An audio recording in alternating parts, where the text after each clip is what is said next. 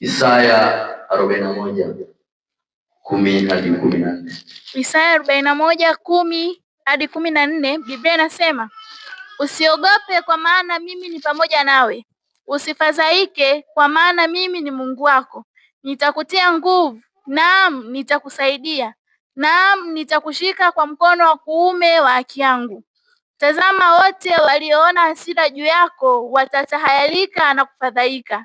Watu washindanao nawe watakuwa si kitu na kuangamia. Utawatafuta wala hutawaona, wale wapiganao nawe watakuwa si kitu, watakuwa kama kitu kisichokuwa, wale waliofanya vita juu yako. Kwa maana mimi Bwana Mungu wako nitakushika mkono wa kuume, nikikuambia usiogope, mimi nitakusaidia.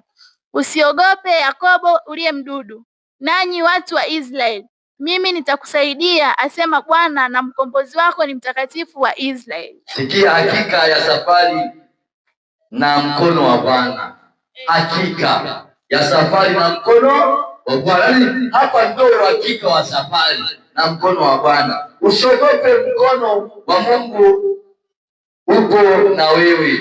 Wasasifiwe. Ukisafiri na mkono wa Bwana wala usiogope, kwa kuwa mkono wa Mungu uko na wewe katika safari unayoendea. Usijisikie vibaya, wewe ni mali ya Mungu.